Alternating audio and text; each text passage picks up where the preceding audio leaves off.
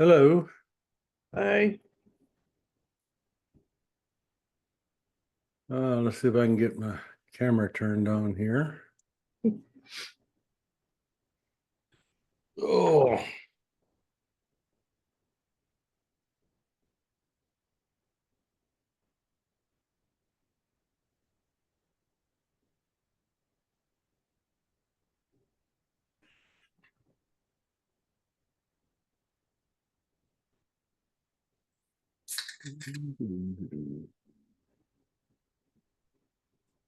oh, there I am.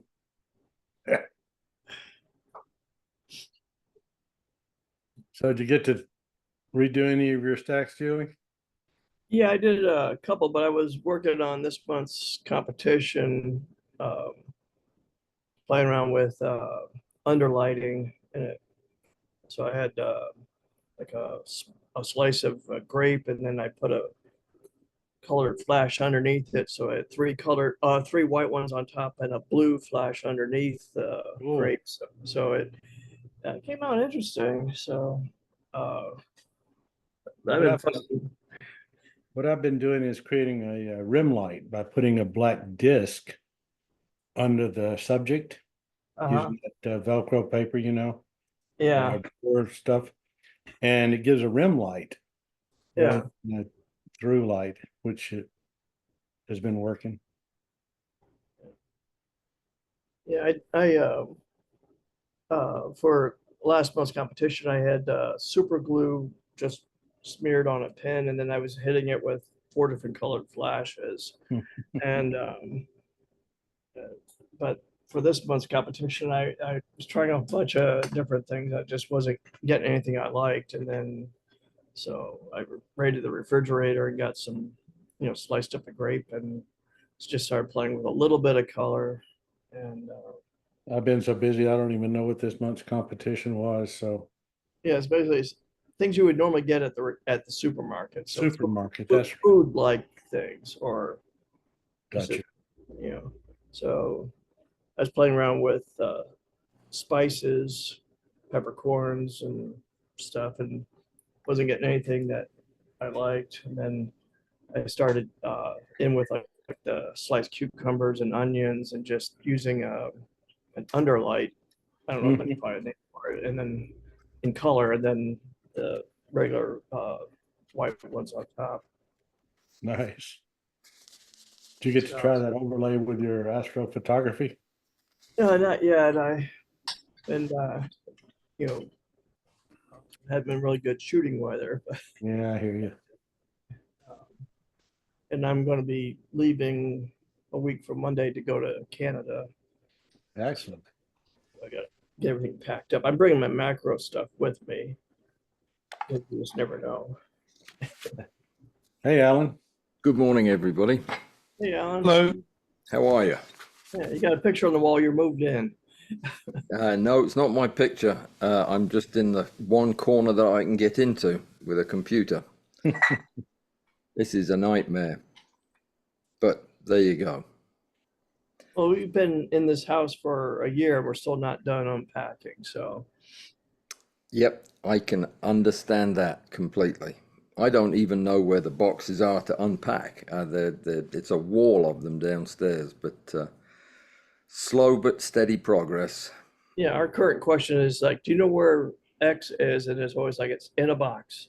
So Yeah, I'm learning that is a very helpful answer. yeah, Yeah, yeah, everything is in a it's box. either in a box at the storage unit, or it's in a box in our barn, or in the garage, or but it's Yep. probably in a box if you don't have eyes on it. That narrows it down to yeah, one of 10,000 possible places.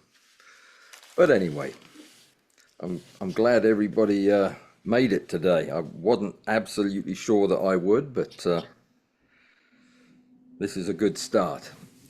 The studio is taking shape, and I'm fully anticipating being able to get business as usual on Tuesday. So otherwise, we're going to make do. So how do you like Peoria? I thought it was in South Africa, so I was a little surprised to find it was in Illinois. But other than that, very nice. I haven't been out of the house though. I went to a local park that's probably 2 miles from here, and I was shocked at the profusion of wildlife out there. I don't know what the difference is. You'd have thought it would have been more down at the coast, but I found a little meadow that was just buzzing with agapostum bees. I've never seen so many, thousands of them, and other delights like that. So I'll enjoy the summer, all 8.5 minutes of it, until it freezes over. So Get your snow shovel and windshield brush. yeah, all things that I've never really wanted to buy. How's Chertsey? Sunny. Sunny, unbelievably. You've missed out on my reports, haven't you? I have. It feels like I've been gone for a year or two, but it's just been a very, very long week. I'm not surprised. Well, we have a lot to cover, and before I turn things over to Bud, I just wanted to kind of clarify what we're doing here, because I've talked to a lot of you and others that have watched the video, and I think that in order to do justice to the work that Bud's done to get all this ready, it is to explain that Bud has envisioned this as a discussion group, a round table, a give and take of experience and knowledge in post-processing. That is different from a tutorial or an educational video or a lecture. And it's very much a give and take process. And that's what we're trying to nurture here. So to that end, your photographs are going to be important to this process. Not vital. We both, Bud and I, take photographs from time to time, and we can use them. But certainly getting your input and your feedback, what you do, what your experience has been, and how you can improve on what we're doing is a big part of this process. And with that said, we're going to bring material to discuss, and we'll work through it in a way that makes sense to us. But your questions are paramount. I mean, we're here to help you get better at what you want to do. So come with your questions and your photographs, whether they're photographs you want to brag about and show us a better way of doing, or photographs you've had trouble with and want to see how we would handle it. So with that said, I'm going to turn it over to Bud, and he has decided that a good way to start out these sessions will be recapping the previous section. So we're going to keep it to Bud will have the floor for the first 10-15 minutes, whatever he needs to sum up what we did last time. This will help in the video for people who are interested in getting straight to the facts from the last session, and then we will begin this session when that's complete. If everybody is in agreement with the plan, welcome everybody who's just joined, and over to you, Bud. Take it away. Thank you, Alan. It occurred to me after viewing the last session that sort of a Cliff's Note version at the beginning called a recap might be in order. So I created slides so you don't have to take notes. That way, anybody coming to any of the after stacks can look at the first few minutes and see the recap. They can go through it and do it on their own, or they can go back to the prior one and, see how it was discussed. So I created a couple of slides that I would like to show, but first thing I would like to do is ask you to help me with a wager I made against Alan. And that wager was that you guys would send some pictures in, and he was betting against you. So far I've gotten no pictures, and we got the third one coming up next Saturday, 2 weeks away. So Sorry, I Please. sent a picture today, You sent a picture? but I sent a picture and I sent it on your email, I sent it on WeTransfer, and I sent a message on Discord. Okay, I've been busy putting it together this morning. A day I or two know. sooner would have been nice. But Thank you. thank you so Thank much you, for sending Bill. a picture, and we'll get to it. Bud, when will you be sending the check? How much was it again, Alan? The check's coming to me. Thanks, Jillian. I appreciate it. My hero. All right. Anyway, let me see if I can share my screen, and we'll start this gizmo off. And I'll ask you just to let me speak while the slides are on, and then we can open that discussion up. This way, we'll have a quick synopsis with no distraction or whatever. So let's see if I have any luck opening here. I think you hold down is it the shift or command key? Looks like maybe the shift key. Yep. And You should just click the share button. I think will give you the choice of screen, and then hit share again, and it should give it to you. that looks like it. Let's see, share to.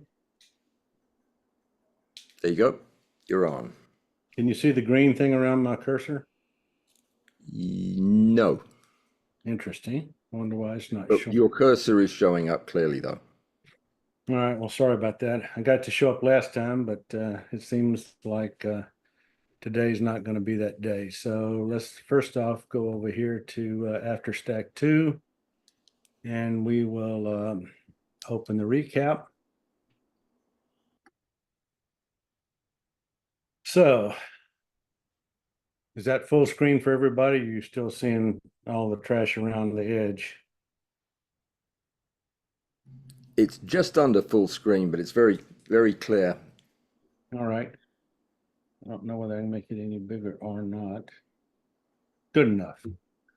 All right. So the first thing that we talked about was the background eraser tool. And I made a slide here that you can, take a picture with your phone or, screen shoot it or wait till the video comes out. So the first thing that we want to make sure is that when we're going to use the eraser tool, that our eyedropper tool is 5x5 pixels at the top. So you go to the eyedropper tool and set it for 5x5 pixels. The background eraser location is in the toolbar. You go to the eraser and you hold down the mouse button, and then you choose the background eraser. Under the sample settings, at the top, the middle eyedropper represents a single sample. If you click on that and hold down the button, whatever tonal range that you clicked on, you can erase with just that one tonal range. The one to the left of that represents a changing color that's being erased, and the one to the right represents whatever your foreground color that you choose. The next setting at the top is limits, which is discontiguous or contiguous. I've played with both since our last talk, and contiguous is kind of useful around the edge of an insect if you don't want to get something inside the insect erased. So you can play with it as when you do trees, like on a landscape, discontiguous is wonderful because it goes between the branches. Whereas if you were on contiguous, it would only choose one hole and not go across all the rest of the branches. So discontiguous is the most commonly used, but in insect photography, it might be useful around the edge. The next setting at the top is tolerance, which basically is like a window on the tonal range. How much do you want to erase and how tight do you want it? So the lower the number, the less it'll take away. So experiment from around 50% down to maybe 20%, and you'll find a perfect setting. Okay. A note. The way I do background eraser is I generally have 3 different layers that I do. The first, well, that's not true. With the background eraser, you're working on a pixel layer. And so the first one I go is light, so I don't take off too much. And then I increase the tolerance and take off a bit more. And then I take off in the trouble spots. So that's basically the background erasure tool. If you have a color, solid color below it, then you start to see all of that solid color come through. The next thing we talked about were blend modes. They're found at the top of the layers panel to the left of the opacity. And you'll find that for almost every layer that you'll have access to a blend mode. The blend modes are organized from top to bottom. There's 6 sections: normal, darken, lighten, contrast, other, and lastly, we have color and luminosity. The most common used blend modes are multiply and lighten, screen and darken, and overlay and soft light. So soft light and overlay are contrast.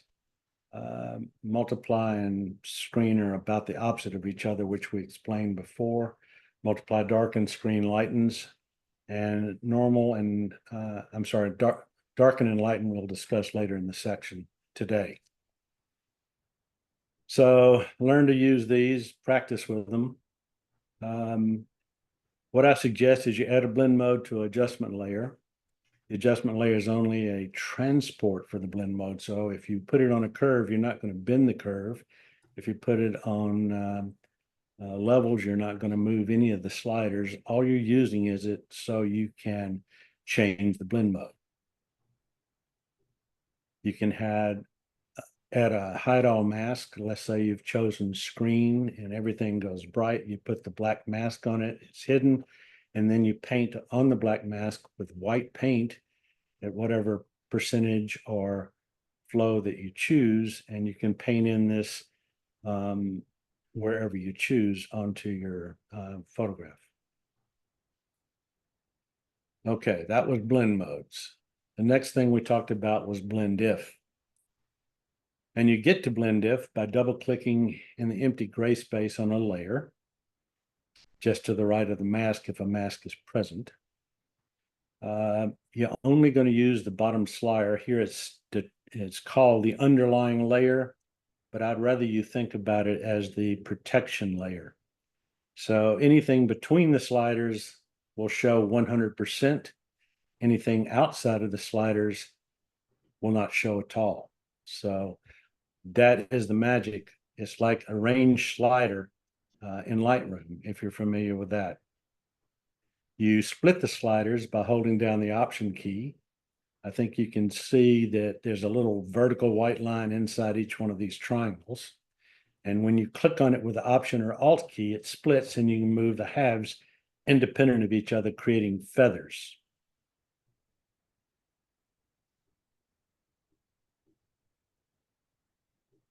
This is what I'm talking about. You can see how the black is split and there is a gap between it.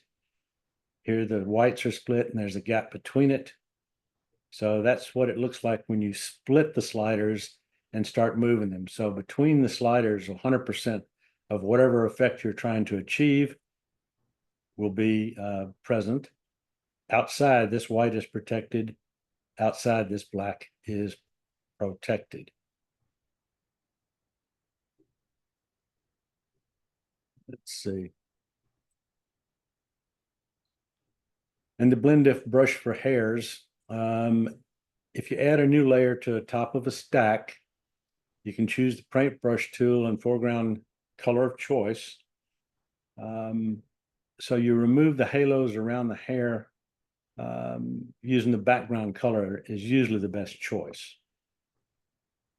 If you use a reduced flow rate with opacity at 100%, which is what I do. The light colored hairs will disappear under the darker background paint as expected initially, but now you're going to open the layer styles by double clicking in the empty gray area of the layer. Now you use the blend if slider and you protect the white side of the hairs As you slide the white slider to the left, the white hairs will appear. You split the slider and give yourself a little feather, and you're able to move on with good results. So the layer is now restricted to the tonal range that the blend diff has mandated. So it doesn't matter whether you use a paintbrush or the clone stamp or any other device.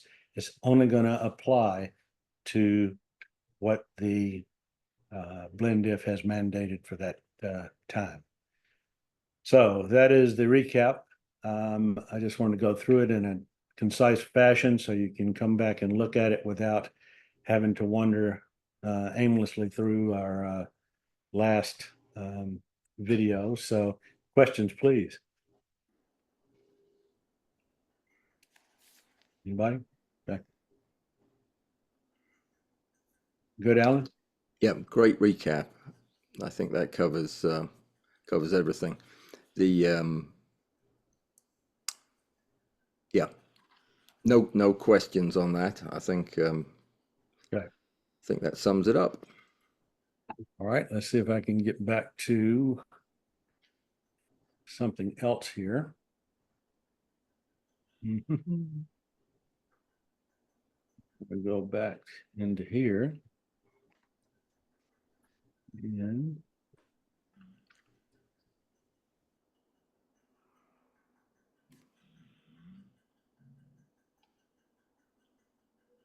I'd like to talk about the darken blend mode.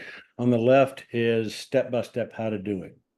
You don't have to take notes. But basically what we're going to do is you have a subject and you do a subject selection and you make a mask. And so it looks like this. Imagine that the other layers are not there. So the mask is rough, not perfect. And you need a color below it, because if you just have this, you see the transparent little squares around it. So you create a color, solid color from this icon at the bottom, okay? And you move it below this layer. And so now you have basically a black background and you have your insect with some trash around it, okay? So then you highlight this layer and you click on the new layer icon down here and it creates a new layer. That new layer then you change to a darken blend mode, okay? And what darken does is it's like one layer of pixels over another layer of pixels, and the algorithm looks at each individual set of pixels and chooses the darkest one, okay? In the lighten blend mode, it chooses the lightest one. So you need two things. So what you would do in this instance is click on the black background, which is this color. And as you start to paint, it will paint over the hairs in its entirety, as well as the artifacts. So you've got just a mess, but we know we're going to put a blend diff on it. So you click out here in this gray area and you open your blend if.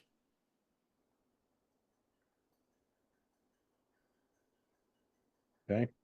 So once the blend if is open, you move the sliders, as I'll show you on an example here in just a second, until the hairs start to show through. You know, you spread the, you split it and you spread it apart to create a feather. So the artifact is gone, but the hair is fully there. And then you can paint just lickety split all around the entire edge of your insect. So let me see if I can show you now an actual insect that we can do that on. Let me ask a question, Bud. Sure, yes. The black background on this photograph is a photographic black background. It's not perfectly black. It's going to have some spill from your lighting, and it's Now- going to also contain a fair amount of noise and other artifact that makes it look believable like a photographic background. What you're putting behind it is a computer black. It's pure Yes. black. How do you account for that when you're trying to blend in the edges here? You're going to have a mixture, presumably, of photographic and pure black, and that under some circumstances in viewing will show up, that the interface between those two backgrounds, where you Well, what I've chosen to do is use the digital black, which has no grain pattern, but you can add grain later. Okay. Mhm. So what we're using the black for instead of some other colors, what I use it for is because in the end, if you want to do a select color, you can get a perfect mask. And then you can choose that mask to put a gradient behind it or whatever you want. So I'm using the black interface, totally black. I mean, 000 black digital. And that's what I'm using to create around the edge of the insect prior to whatever I choose to do later on. Okay. But you can add grain at any So time. it's an intermediate masking step then. It is for me, yes. Okay. So if we Can I ask a question? absolutely. Okay, so you'll see in the latest picture I've sent through to you, but I can get the white backgrounds and I'm happy with the quality of that, but I can't get a black background. It just doesn't work. How do you get such beautiful black backgrounds? I'm shooting Take the vertical. photo. I'm shooting vertical, and my stand is a light stand. I have one of my MF12s inside of a 6-inch cardboard mailing tube with basically diffusion material on top. And under the bug, I put a circle of flocking, that paper used for flocking stuff. It has you remove the back and it's sticky. I just cut a circle out of that and put it right under my insect. So I have light coming from around the black, but I have the black right under my insect. If you were doing it horizontal, I would suspect that you would have a light coming from behind shooting toward the camera, but the camera is protected by that black disc. I would I offer guess that was a bit like hieroglyphics to me because I don't have all of that equipment. Is it that possibly I'm a lot more challenged because the black is more difficult and you need to be a bit more sophisticated? Jill, no, I don't think so. There's a much simpler way that I maintain a super black background is number one, shoot in a very dark room, have your room as blacked out as possible, and two, increase the separation between your subject and your background.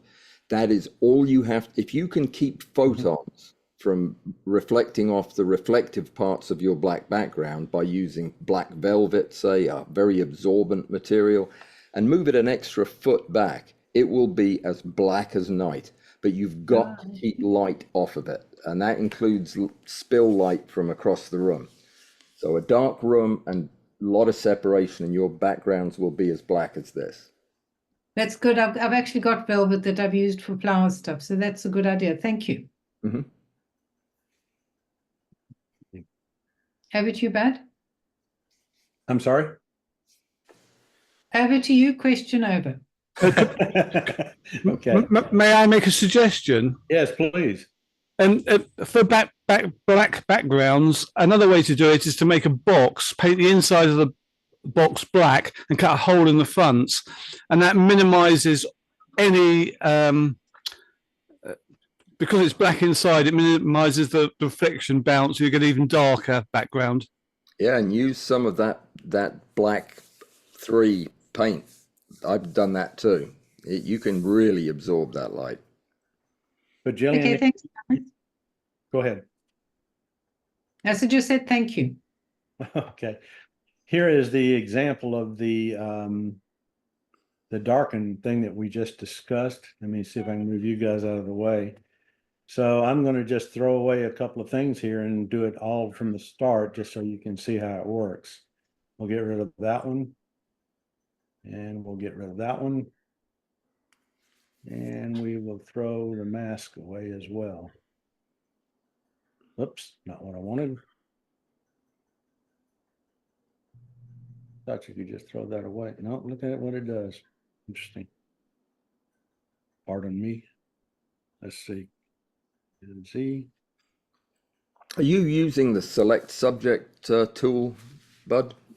As Yes, your I first am. step? It is pretty slick these days. It does a great So it's a floating thing up here. You know, you can move it around, put it wherever you want. But if I just go to this is right out of Zareen. And so I've done whatever corrected I need to Zareen, and this, I've just moved it into Photoshop to do my post-processing. So if I do a select subject,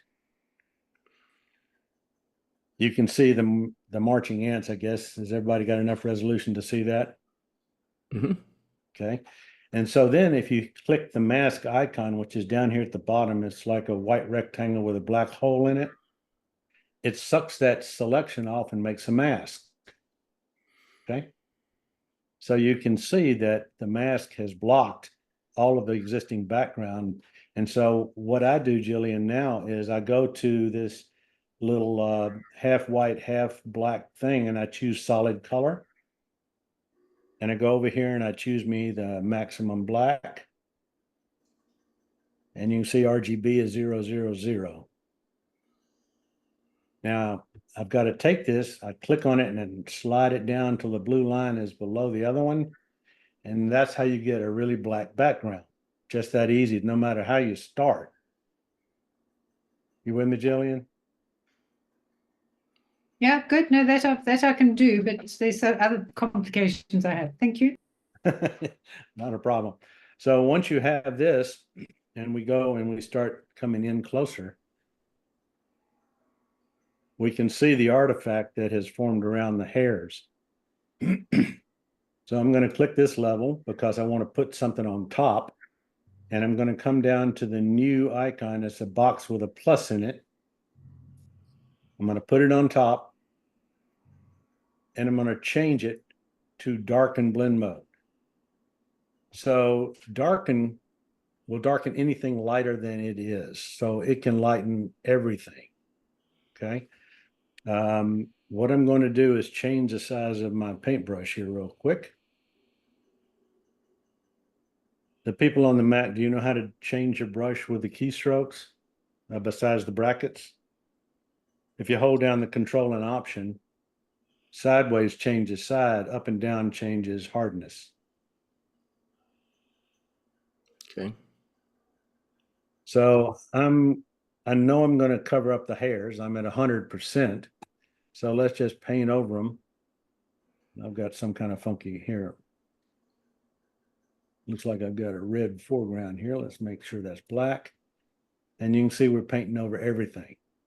Okay. But what we want to do then is we want to come into this gray layer, double click it to open the layer styles. And this is where we find the blend diff. And if we take these together and we start moving them back, we can see where the hairs are. Okay. So let's say we're somewhere in this range. I'm going to hold down my option key. It'd be an alt key on the PC. And we click it and split it. So now I can go in one direction and I can go in the other direction. So if we go this way, let's see. So there's where the artifact starts to show up between the hairs. Can you see it? Mm-hmm.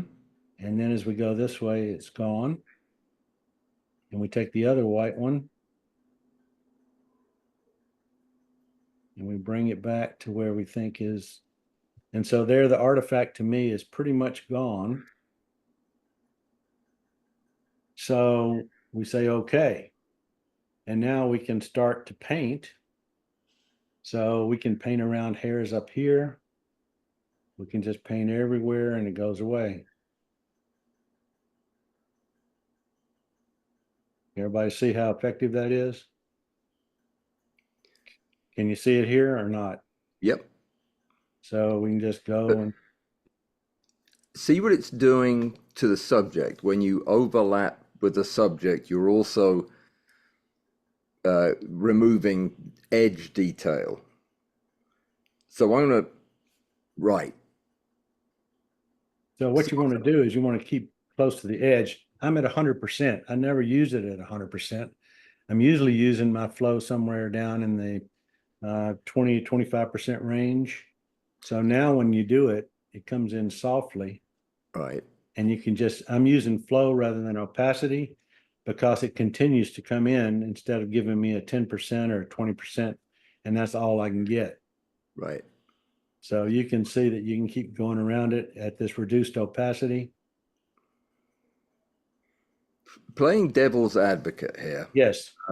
Being for me, the biggest pressure is time and getting a result just like you're getting here quickly.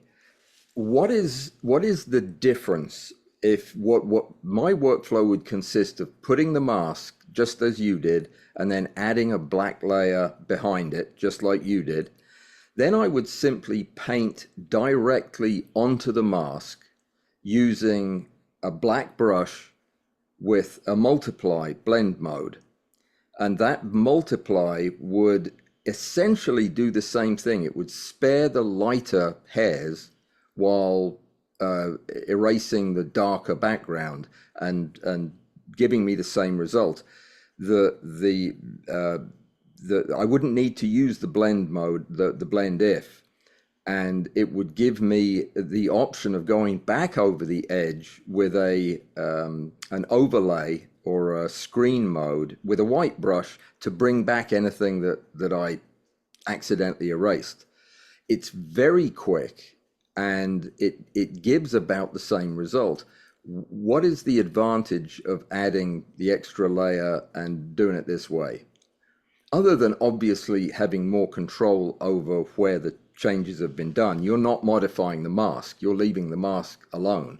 Yes. Which is definitely a plus. But no, if in my hands when I'm using multiply, the hairs, because they're not pure white, do darken to some degree. They do. This way they do not. There's something actually, to me, advantageous about the fact that the hairs do darken a little bit as they get out there, because it almost seems a little more photorealistic. Okay. That you're against a dark background. My eye expects to see fine detail darken as it gets towards the edges. So you can't argue about the accuracy of this, though. I like the way this really surgically removes that background. What I do is I get my perfect image. Later on, I'm going to control those hairs with dodge and burn. Okay. Okay.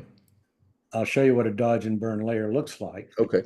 I just clicked on the TK, but you can make, this is a 50% gray layer on soft light with a black brush.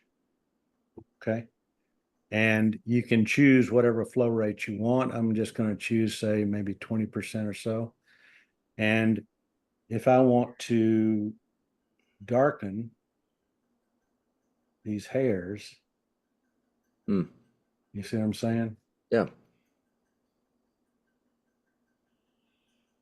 You can darken into the foot. Mm-hmm.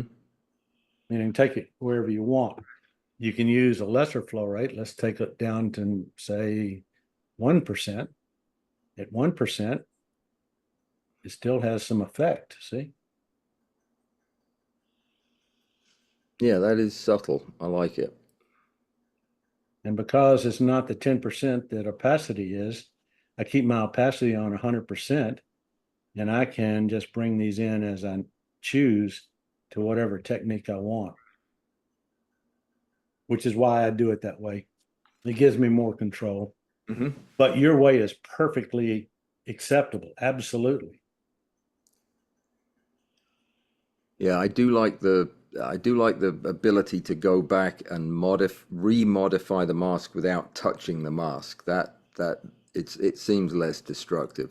How would you fill in that large part of the leg that was accidentally masked out by the Here? other side? But yeah, I was looking at on the other leg, the other rear appendage, it looks like the proximal part has been gouged out. Yeah, That's just the way it was. I don't know. yeah, It that's looks the way like it, yeah.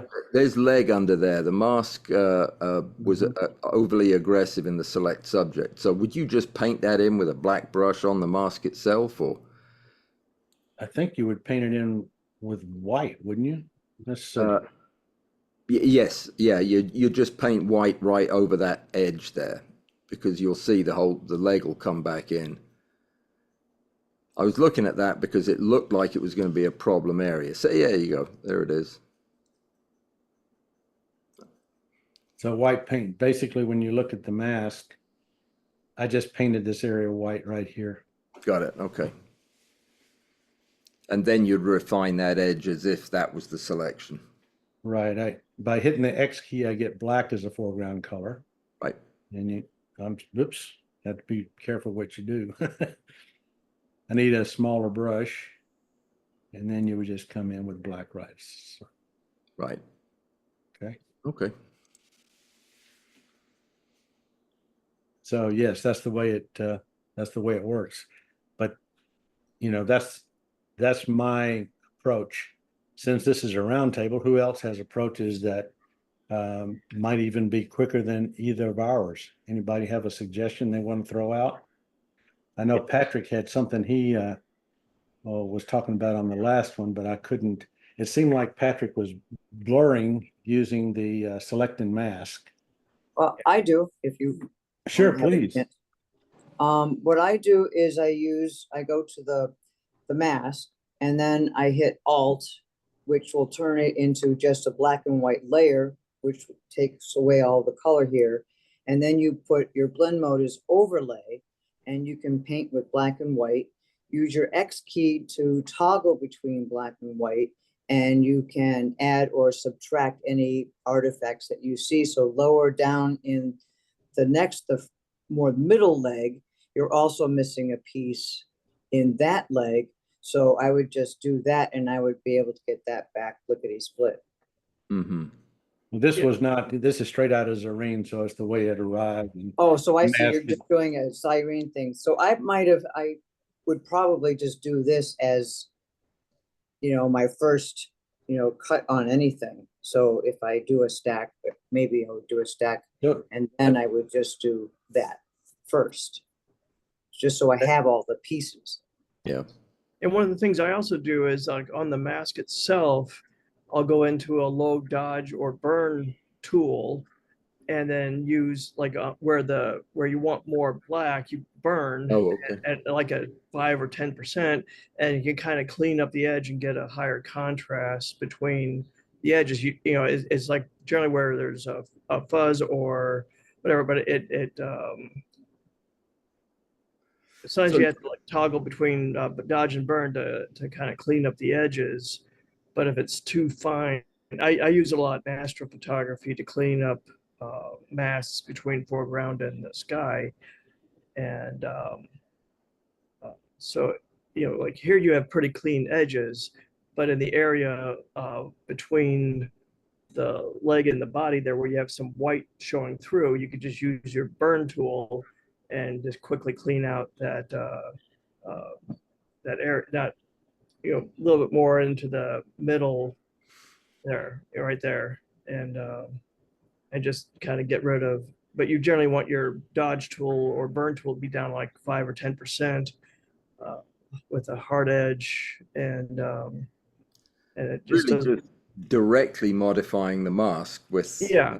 So just doing a quick you're just cleanup on where that mask may have some artifact, and or if there's areas that have like some splotches of white or black coming through, you could just clean up a lot of the edges. Difference then in your method there is, Julie, that you're doing kind of what I do, in that you are modifying the mask. Yeah. Whereas Bud's method is pulling all of those modifications onto a separate layer so that it's less destructive. Yeah, so I'll do, like, if the mask just needs a little bit of cleaning, I'll do that, and then so I'm not having to do so much correction. Yeah. like this is a pretty good subject select, but if you have a lot of fine hairs and such, you may not get as good of a selection. And so sometimes the dodge and burn tool can give you a harder edge between the white and black areas and give you a higher contrast mask. So it's a Yeah, as long as you have it on, you know, at full hardness. If you Yeah, don't have it on full hardness, you're not going to get that. So Yeah.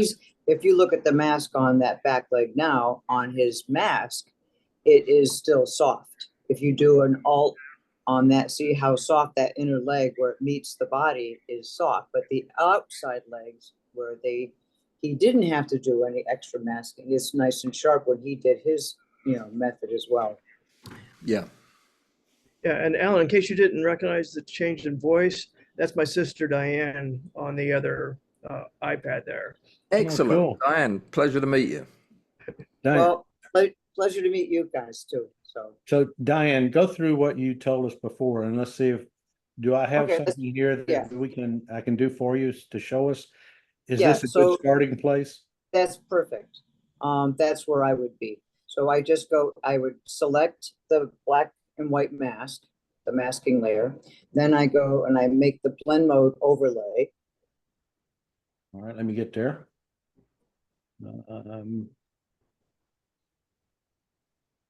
Overlay. Now I put my default black and white on the brush tool. Default black and white. I'm gonna move this out of the way.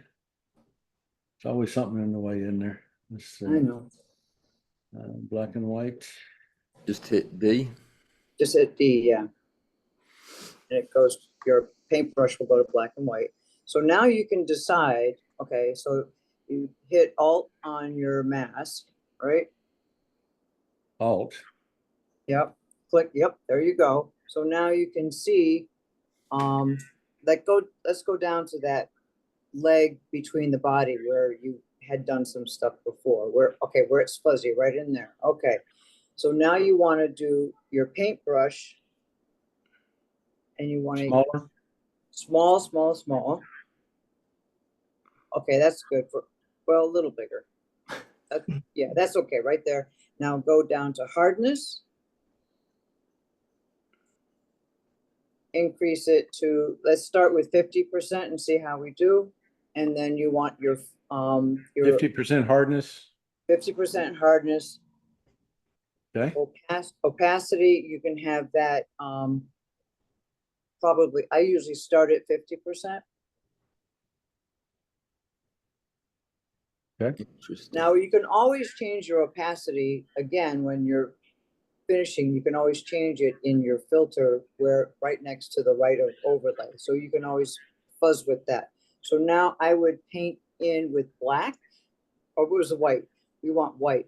So make your brush white, which is where it is, because your top is white. Now start painting in around the leg, on the inside of the leg. Start from the inside and just move out a little bit. Oh, nice. Yeah. You're getting your full white, and you can, and if you need to reverse it, all you have to do is hit the X key and you reverse it to black. So if you overdo something, but you won't, because the overlay mode will only let you paint whatever color it's closest to, or it has the most pixels. So it's only going to let you paint what's there. So as soon as you hit black, you're not really going to be able to paint white over black. If you want to paint black, you have to switch. That's nice. Yeah. Everybody got that? Yep. Did I do okay, Diane? Oh, I think that's awesome. Okay. Any Thank other comments, questions, techniques? No, I think this is exactly the goal here, is to see alternative approaches, because these all have application in different settings.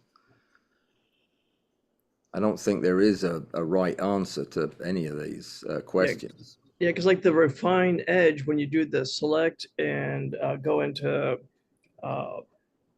select and mask on the selection tool, and you can go into the area where you can refine the edge, and it doesn't always seem to clean up around fine hairs very well at times. But Well, it went black on me, but it doesn't matter. It all depends on the colors, yeah, the sometimes if background and it's the too hair close, and the subject.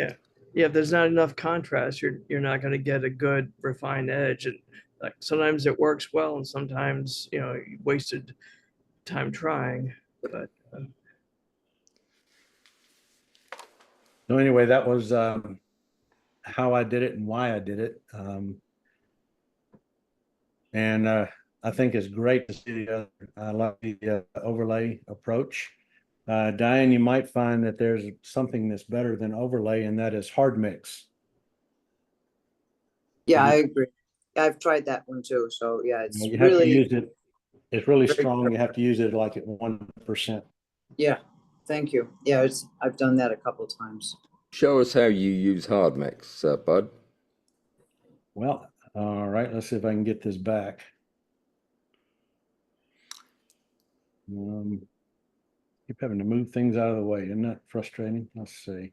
Let me ask one other question before you get into that. Just something that's bugging me. You have some foreground transparency on the left proximal antenna where it crosses over the left fore appendage. I don't think so. I looked at that time and time again. It's just a line of hairs, isn't it? Yeah. I mean, now this is the one that's uncorrected. You can see the Okay. hairs underneath it. Yeah, the transparency is here, but in the final product, that's gone. Okay. So This is just part of it. if you missed that in the retouch, which is where you would fix that, if you didn't see that until you got to this point, would you just use the clone stamp to obliterate those transparent areas? You could use the clone stamp, or you could use the healing brush. Have you ever done the healing brush? Mm-hmm. So with the healing brush, let me see. I think I can make a new layer. And let's go out here and click on, let's see if it'll work. And then we just come back and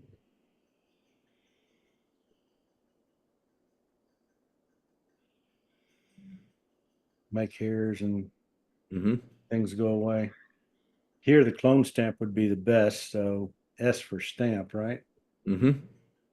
And then you could select this part and you could make your brush a bit smaller and you could paint in between it.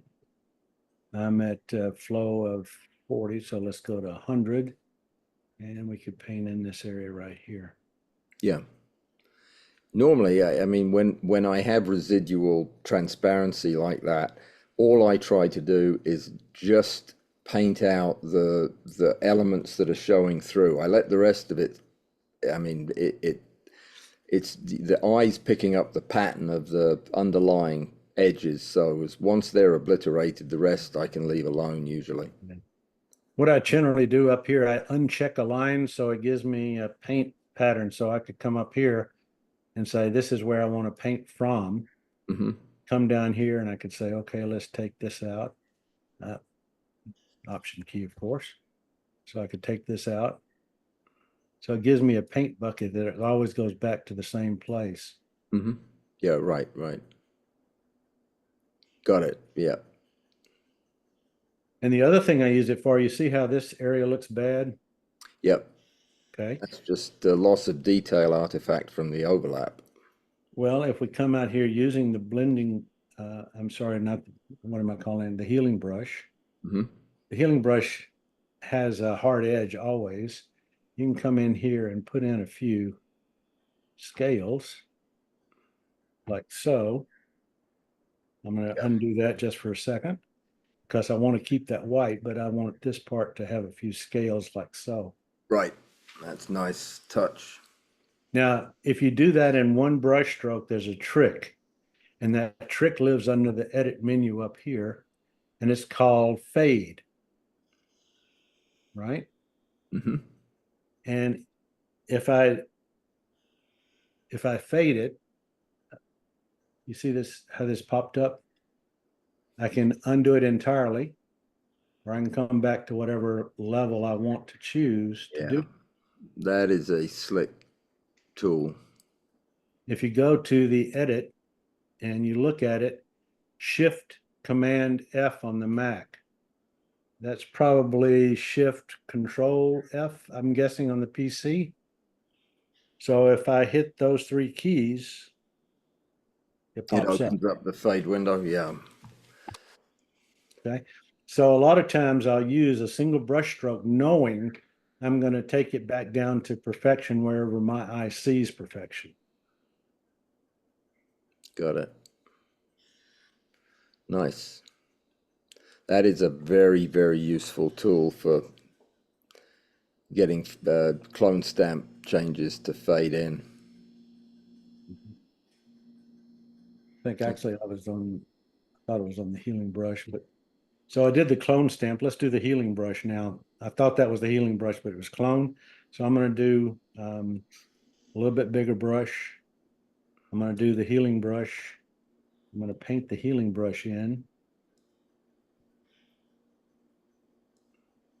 It's a little bit different pattern, and it tends to keep some of the underlying density, darkness, rather than having the clone stamp, which is bright and taken into that. But the same thing would apply with the fade tool. So if we go back to beginning, this one, this is where we started. Let's make us a bigger brush here. We've got the healing brush. I'm doing a click, and I'm going to bring it in and just lay it right there.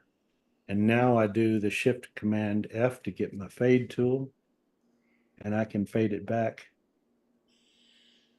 into whatever I want. Right. But it's only for the last brush stroke, the fade. Only for the last brush stroke. If you do two brush strokes, you're out of luck with the first one. Which is why what I would normally do if I was using a clone stamp tool at this stage, I would do all of my clone stamping on a new layer that I could then change the blend mode of. I could fade it in that way. Oh, that's interesting. I haven't done that. Yeah, okay. Yeah, I have a rule about whenever I use a clone stamp for a separate operation in any picture, I do it on a separate layer so that I can adjust that layer later if I need to. I do it because I can use the erase tool to get rid of something I didn't want. Yep, that too. So yeah, doing it on a new layer, which brings up another point. When you're doing Photoshop, it is advantageous, if at all possible, to do all your pixel work first before you start adding adjustment layers, because once you put pixels on top of adjustment layers, you lose control of those adjustment layers. Agreed. Very important. And that just goes along with the whole concept of every different operation gets a separate layer. It gets very quickly out of control unless you take the time to name those layers. So I make a big deal about that with my students, is naming every layer so that you can find it and understand what it means. So on this critter, let me go to the other one. Which, by the way, is a gorgeous weevil. Is this one you found, or That's one we purchased together. I just hadn't cleaned it up. it's a very pretty bug? Thank you. I want to show you a foot replacement, because what happened when I did the stack, I thought I had this in focus, and lo and behold, no foot. Look at that. Yeah, That never happened to you, has it, Alan? never happened to me. So fortunately, that would fall in the category of mistake, right? No, this was run 2, and fortunately, I have run 1, which has a foot. Ah, So I said, why don't I see if I can superimpose these and take care of it, right? So I have them both in the same stack here. I've moved them both together so you can see it's rotating. It's not quite the same, but it's awfully close. And as I mentioned to Alan previously, one of the benefits of using difference lets you move things around. So if we magnify this up a bit, you can see that difference is here. And if I use the up and down arrows, I can move things around. You see that? Yeah. So what I want to do is I want to look at this area here because I'm going to replace this whole area. I want to find this area where everything turns black. So I'll go up 1, up 2. Look at that. I've got an interface now where everything is lined up at this point. So right past whatever this little bump is where I'm going to replace and make me a new foot. So I go back and I change it back to normal. And I'm going to add a mask out here, but I want a black mask. So the way we put a black mask on is we hold down the Option key and click on the mask icon, and we get a black mask, which hides everything. Mm-hmm. So here's our little nubbin that we want. So we're going to paint with white paint.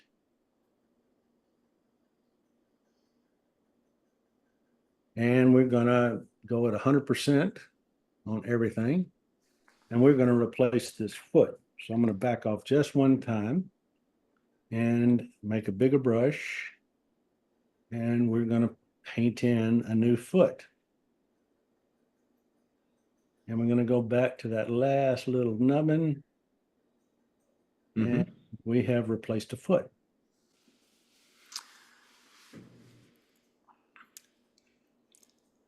That does give a very nice result. My temptation would be to take the foot from the other rear appendage, take the clone stamp tool, flip it around 180 degrees and rotate it. Oh, in this case, you don't have that view, do you? Yeah, It's a different, okay. Different view of the foot, right. That wouldn't work. That's nice. I like that. But anyway, that's how you use difference. And it's the only use I've ever found for difference is when you're trying to superimpose things that are not quite lined up. It lets you line them up. You can also go to Command T for transform if you need to rotate things. And you can even resize them a little bit. And you can resize them. yeah. You can also use puppet warp if you just need to make it a little bit more this way or that way. Just I love puppet warp. So do I. Great tool. Yeah, if you have something like Allan's done and all of a sudden you've got a mirror image, your eye might catch that, but you can twist it a little bit with puppet warp and it becomes totally different. Absolutely. All right. Wow. A lot of good stuff in there. Let's see. I wanted to show you one of the potential downsides using my technique with the dark blend mode. And that is color. So here I've got 3 different areas that I'm going to use as a source. And if I have this top layer, which is where I would normally paint on a darken blend mode. So if I did gray, and I'm going to sample gray, let's see, I have the brush selected. So I'm sampling gray with the Option key. And now if I paint, see, gray can darken white, but gray is lighter than here. It can't darken here. This is already darker than that. So it'll fade out as it reaches where it is and darkens. Okay. Okay. So you can paint all you want and it can't go any further than that. So if you imagine this is the artifact on the edge of a bug, you know, the bug is grayer. A lot of times this won't get into the bug because of the color. Now, if I chose this color and I paint it, something strange happens. It turns green because orange and blue make green, sort of a greenish color. So you have to be careful when you're using colors, which is why I use neutral colors in the background. That's interesting. I would not have. Is I that, would not have anticipated that. Yeah. Now I can actually see it happening in the gray layer too. It's just less obvious. it actually is not, if you get the info is not orange, it's still pretty good. It's not as, because this is 50% gray, Hmm. according to Photoshop. I mean, I filled it with 50% gray. So I think that our eye is seeing this color down here and not that color, but when you choose this color to paint with, goes all the way, doesn't it? That's why on this layer, It still looks like there's a band of color on the far left to me. it does. And I don't know why that's happening. But anyway, this is the reason for blend diff on the darker stuff, right? You move the blend diff out and you split it. Oops, didn't split.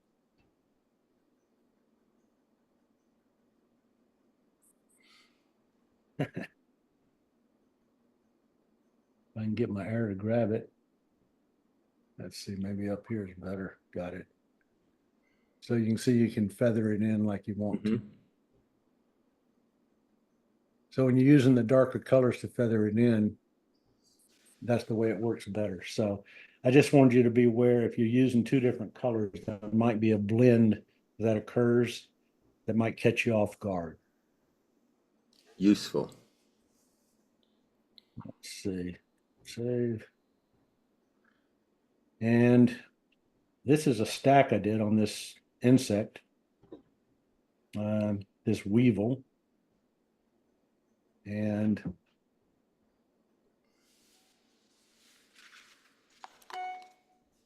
where is it? Let's see, I must have it. Let's see. Here he is. Okay, so this is right at my background copy. You'll notice I have background and background copy. I always use a Command or Control J and make a duplicate. It gives me this later on in case I need to fill in something that I destroyed by accident and need to fix. It just gives me a backup.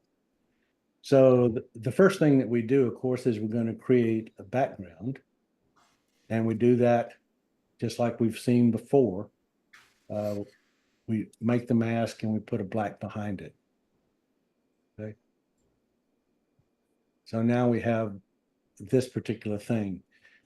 Again, we're dealing with pixels. The next thing we do is repair because that's also pixels. So we want to get rid of our halo and we want to repair, get rid of the pen. We want to get rid of the halo. So the way that we get rid of the halo is just what I told you. If you'll notice, this is on darken blend mode. Okay. This one is on normal blend mode. They're new layers and you just paint things out. So if we go in and take a close look, you can see that we have pretty much taken care of. I've got to repair that, but that's neither here nor there at the moment. But you can see all of the halo stuff is gone. Okay. If we want to do repair, the one I like to use is the remove tool. Is everybody using this new wonderful thing? I must admit, I am not. It's crazy good. I mean, if you take something like this, poof, gone. How does that differ from the healing brush tool? Much quicker and AI. Oh, okay. What about where it overlaps with something you're trying to keep, like that, yeah. So if that doesn't work, Command Z. What I tend to do is make a bigger.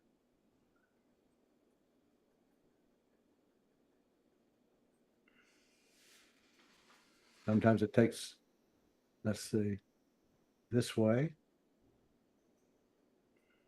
this way, this way.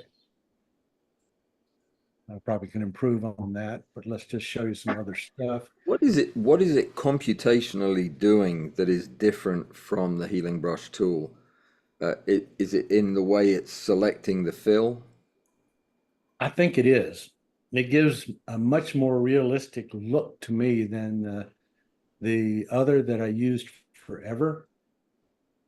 Yeah, I I've mean, used the healing brush tool forever. I kind of trust that now. but if I wanted to take out this, let's think that's a hair, I think it's a scratch, but boom. Yeah. Is anybody else using this tool? Yeah, I use the remove tool, kind of like what Bud's doing at times to clean up edges. And then sometimes I'll do the generative fill if I'm trying to uh, fix a edge that didn't come out the way I was expecting. Mm-hmm. But with that, you have to kind of keep looking to see if it'll give you three to choose from, and if you don't like it, just have another go at it. But um,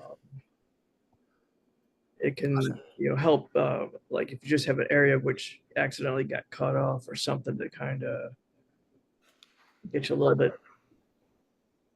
Sorry, Julie. It just gets you a little bit of expansion or kind of filling, like where Bud was missing the foot. If you give it a sample of the foot, you can AI generate a new foot. But some of that's more in the beta Photoshop. You give it an example photo, and then but it's But what about the unusual case of that eye? The left eye has a patch where some of the lenses are blurred. That might be a Croyle artifact, but I think it's my lens showing on the thing, but oh, I want to erase this hair real quick just to show you. mhm. That's pretty impressive. See how accurately it replaces the architecture of the surface of the eye. Right, that patch there. Okay, that's impressive. How about over here? Giving it a slightly fuzzy look. I wonder what The that other is. side? Both of them actually had a slightly softish look in the edges of the eyes. The lenses are very, very sharp, but there's a very subtle softness. Maybe I'm imagining it. I do need to work on this tool some. Let me show you the other thing that about the eyes as long as we're here. What I don't like about diffusion is black eyes turn light gray. Mhm. And they look dead even though they're well preserved. So I would like these eyes to be darker. I would like them to look like this. Mhm. So how do you get there? I burn them. So what I did is I took the levels. Let's turn off these. And here's levels one. Wasn't dark enough for me, so I duplicated the level, the layer, and got the same quantity times two. So this layer is just a copy of this layer, but it gives you twice the impact, Huh. right? And then I want to bring you should notice is this is on multiply. It's on a levels curve that has no adjustments. All I'm doing is for the blend mode, for multiply. So this is multiply, again multiply. Now I want to add a screen to it. And the screen is going to do this. And then I duplicated the screen layer to get this effect. And when you come in closer, it's much livelier looking eyeball. It is. That's pretty slick. So when you look at the insect from a distance, now the eyes are darker. I can make them darker yet if I wished. I mean, this is at 57%. So if I wanted to go up, I'm using that second layer as a fine tuning. And that's just multiply. So anyway, that's what I did to the eyes. You've already seen the right rear foot, which I've fixed. Then I decided that it was time to start using some adjustment layers. So I came up with some contrast enhancement. You can see what I did with a curve. Mm-hmm. And the It's effect after you're done with the pixel layers completely. pretty much, yeah. With one exception, which is over the rainbow weird, and I won't show it to you because it'll freak you out, but I'll show you what it does to the insect. Watch the gold hairs on its back. Can you see them? Mm-hmm. So if I wanted to bring those hairs more gold, that's how I do it. How? I created a smart object, which may be over most people's heads. Is everybody using smart objects? Mm-hmm. Okay. So I create a smart object. Let me just do it. So I'm going to duplicate, let me come to the top of the stack here. So what I'm going to do is I'm going to create a stamp for demonstration purposes. So I'm holding down the Option key and I'm going to merge visible, and I keep it down until I get a stamp. So this is basically like flattening everything below it. Everything is visible. Then I go and I right click in the margin, and it lets me convert it to a smart object. When you convert it to a smart object, you get this little icon in the bottom. Okay. Now, at the top, when you open a smart object, you basically get another tab up here. So if I double click this, you'll see a tab form right there. So watch the tab form as I double click it. You see it? Mm-hmm. And it looks like a single layer. Well, what I'm going to do with this layer is I'm going to go up to mode, and I'm going to go to lab color. Now, LAB is lightness, and then they divide the color spectrum into A and B channels. It's not really called lab. Everybody calls it because it looks like the word, but it's LAB. So now I have a smart object that's open and in LAB color, and now I'm going to add a curve to it. When you add curve, instead of your RGB, you see you have lightness and the A and B channel. Lightness does not do anything to color. A does not do anything to contrast, nor does B. In this instance, I'm going to mess with the A and B channel, but I'm not bending the curve, I'm sliding the curve. And I have my box divided into 10. If yours is only into smaller quantities, you just Option click inside the grid and it turns it into a 10, or you can Option click it and it goes back the other way. Okay. So what I'm going to do is I'm going to slide this in, say, 3 of those little boxes, and I'm going to slide this in 3 of those little boxes. And if you go right through the middle of the big cross, your color is way intensified, but you haven't really color shifted so much. Now I'm going to go to the B channel and do the same thing. I'm going to bring it in 3. Could you try again? I don't know why Siri thought that was her.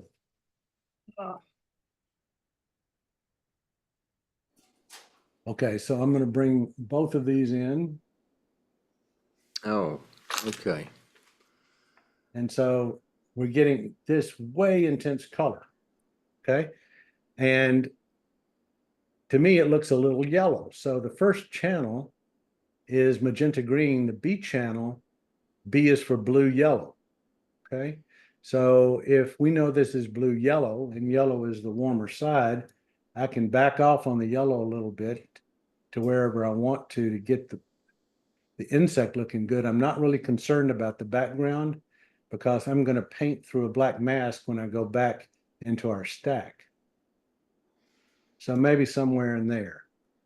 And maybe some of these intensities are a little too much. Let's back off a little bit to 2. Let's back off a little bit to 2, wherever it goes through the middle. So all I'm doing is adjusting so it goes right through this center point of the XY axis. So when I get where I want, the legs you see are red. I can increase the redness. It's magenta and green, so green is the low side and red is the top. I can bring the red up quite a bit more if I want it. That's a nifty tool. Does anybody use lab color? But watch how it works now. So I've got everything like I want it, and you go, this is not going to work. And what you do is you go up and you close this window, and it asks you to save it. And you say yes. And now it's going to do its thing and take you back to your stack. And here we are back, and there's my layer that we just created. So I have opened and now I have closed. So everything is contained within this smart object. All the work you just saw me do with the curve, it's all inside of here. If I double click this, the tab will open and we're back again. Okay. So I want to put a black mask on this. So I can go down and hold the Option key or Alt key and click a mask, and it turns all that color off. And now I can get a white paintbrush, white foreground paint. I'm going to go to a flow that's way down here at 1%. And I can start, painting color in. That is slick. Right.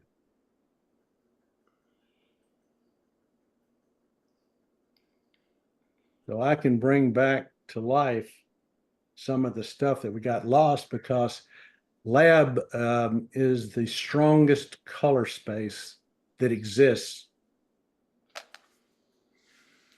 And nothing else can control the color like LAB. If I want these things to be a lot more shiny blue, I can bring them in.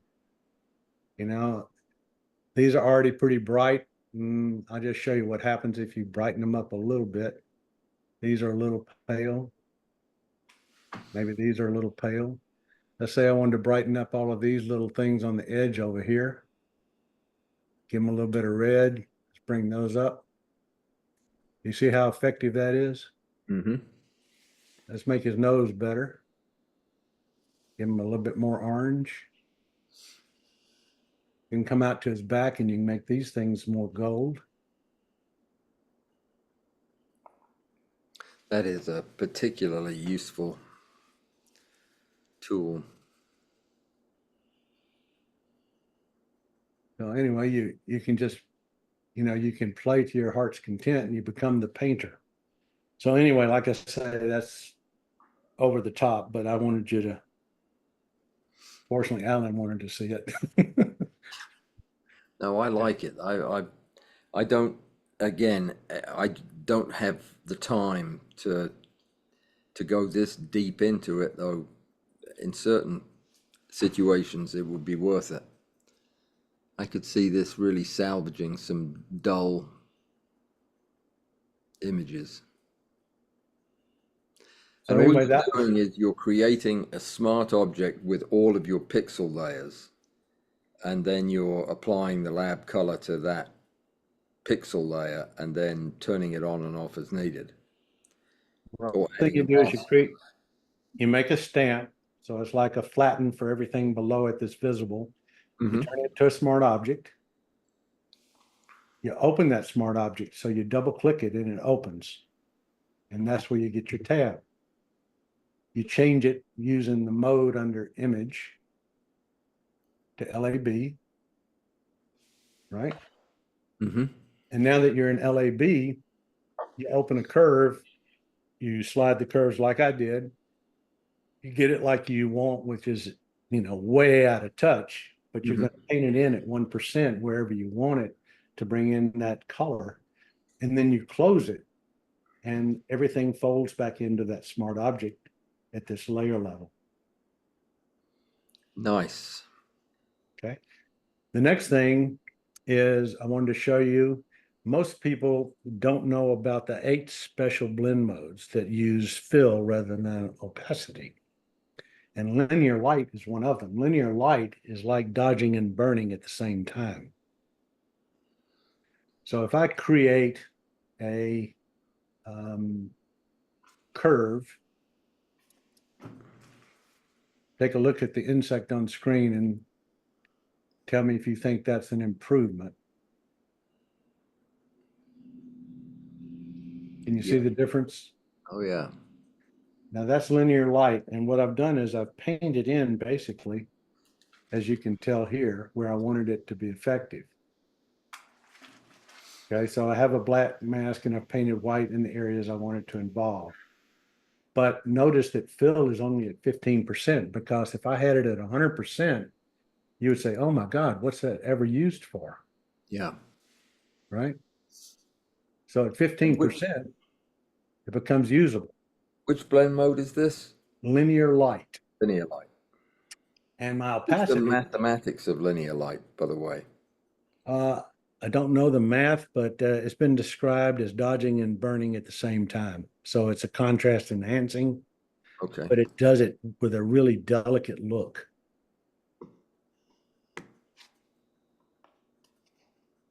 That is pretty impressive.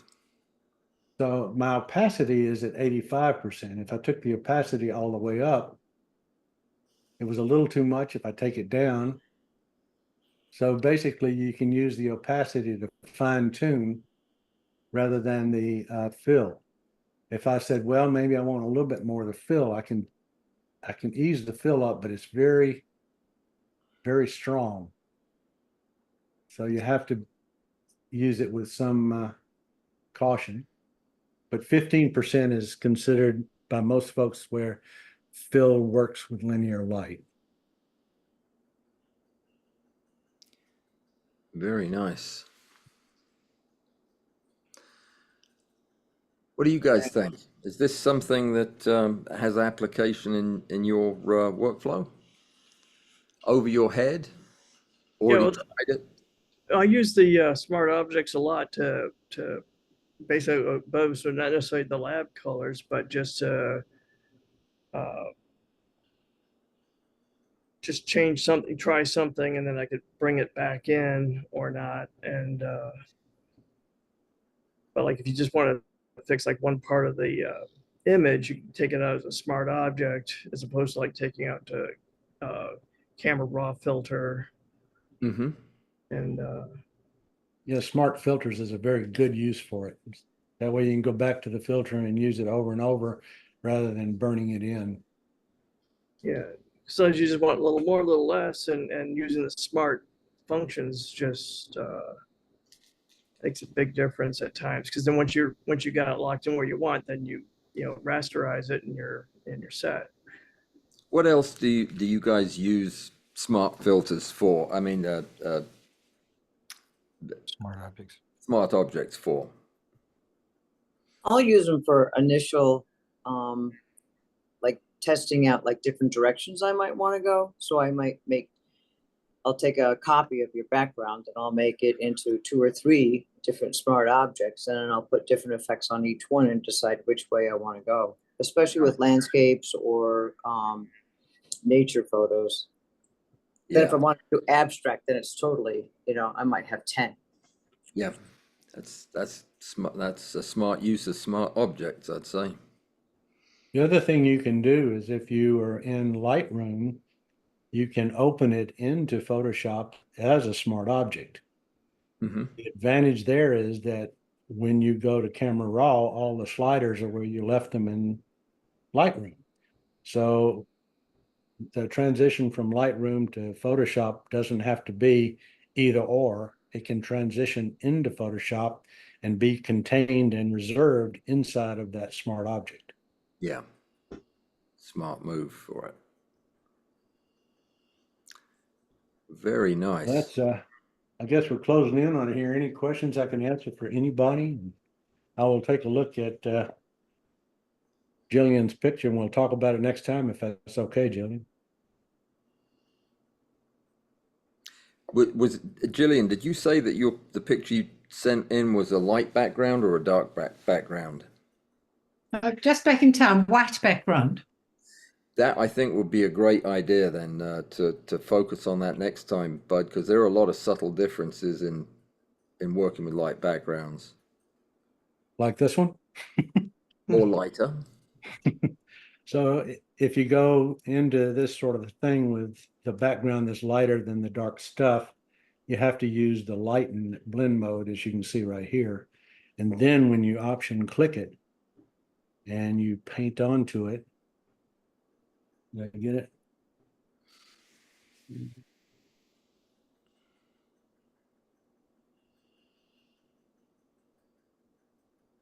must have it down at 1%. That's what happened.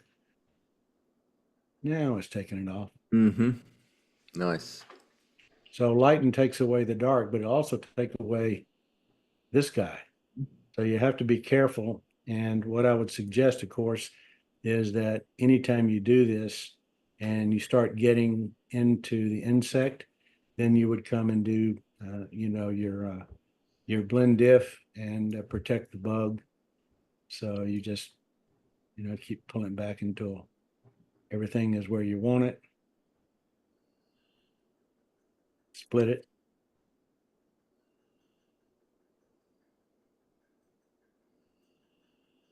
And just fine tune it until all the bug is back.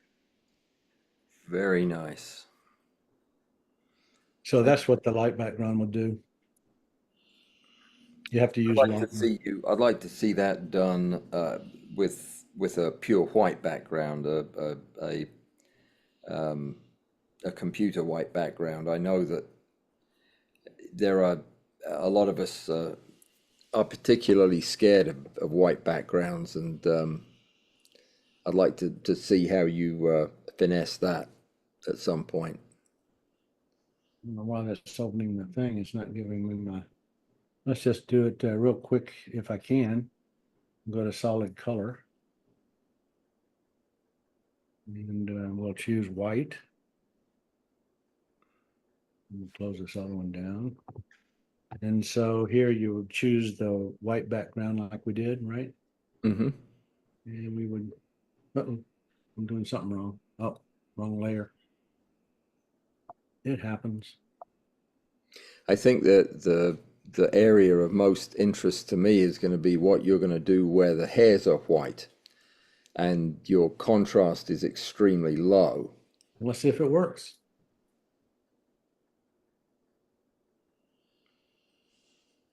Now that's how I cut my hair, is with that particular tool.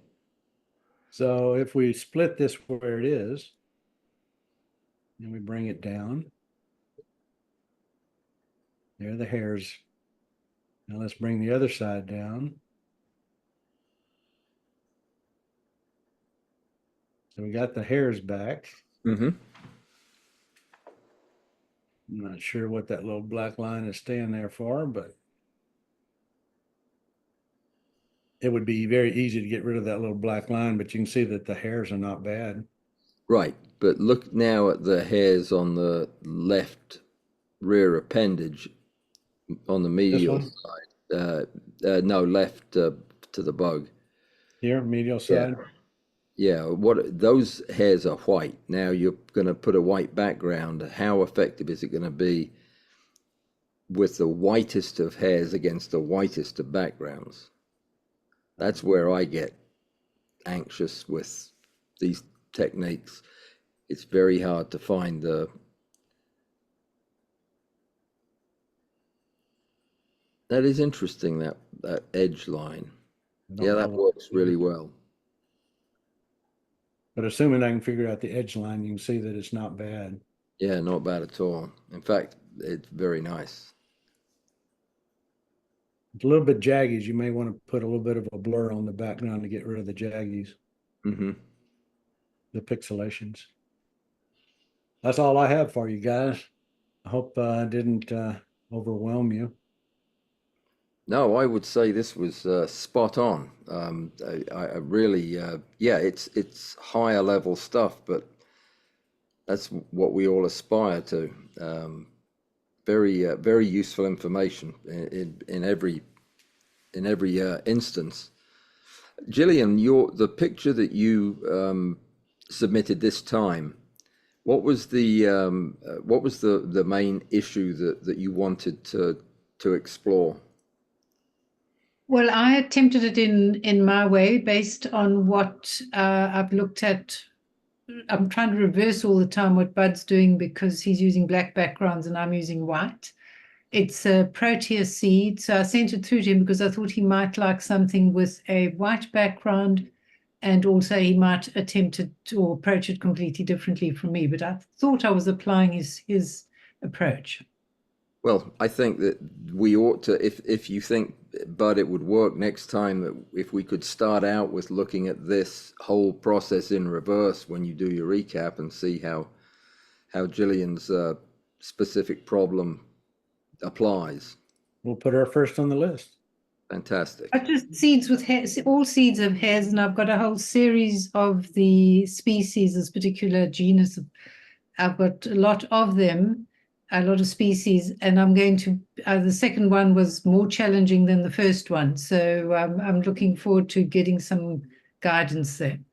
Well, the one thing about masking in particular and all of this, it requires some contrast between the background and the object. So if they're both pure white, then, you know, there's Well, I'm no, lucky these are more brownish, orangish, so I'm not fighting white on white at the moment. perfect. But something, color contrast or luminosity contrast are both required for making a reasonable mask.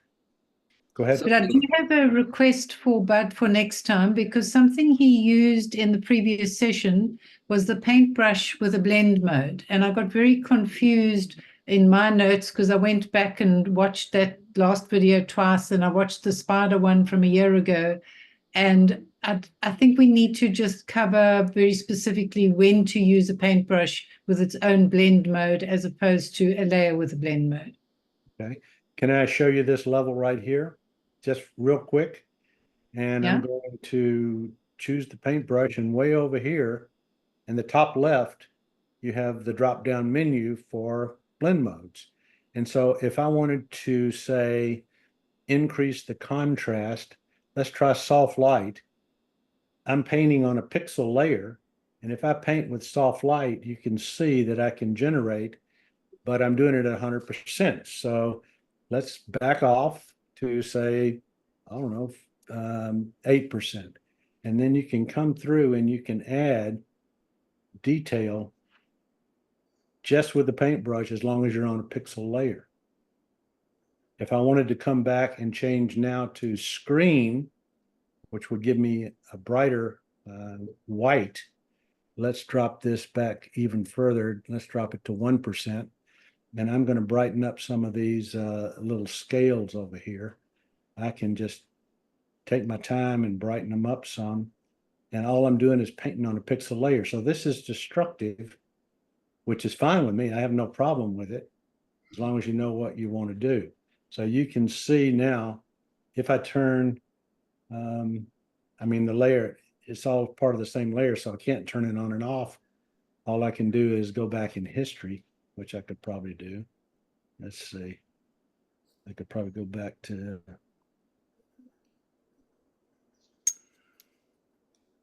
that one. That one.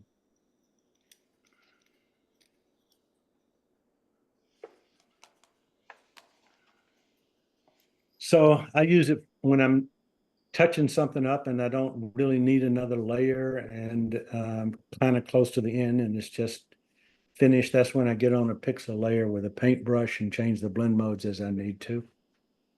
if that helps. Okay, thank you. Well, Bud, thank you again for a very, very helpful session. I wanted to make one very brief announcement before I turn it over you to close, and that is that the results from the photo competition for June were released last night on my website, and congratulations to the winners.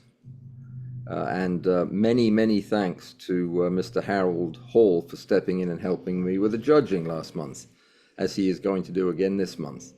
So if you are interested in seeing the results, hop over to the website. You'll find the short article over there. Bud, thank you, and I'll turn it over to you to close us off. All right, help me win my bet with Allan. Send me some pictures, please. That bet's already been lost, Bud. I know there's somebody. We can do it again if you want, but Gillian's already done it, so you're in trouble. All right, guys, thank you so much for coming. And as always, I appreciate your support. And we'll see you back on this show in 2 weeks. Otherwise, see you on Tuesday. Good day. Yeah, thanks, Bud. Take care.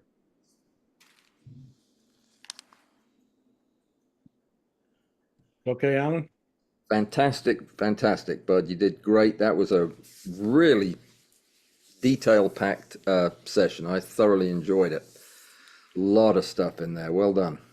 And the recap is a great idea. I know it's a lot of work to put that together, but if you could do that again, it would be most appreciated. Yeah, I think that if you do chapters, anytime you do something like this, you could just throw that recap and anybody could go right to it if you want. And I think they will. It was very, very helpful. You guys are great. I appreciate it. Good to see everybody. Diane, it was wonderful to have you joining us. I hope you'll come back again next time. I shall. Thank you very Excellent. much. Great. Okay. I will see you guys Thanks later for on. participating. I appreciate all your input. Thank you very much. I'm headed to the basement. See you in another week. Take care, everybody.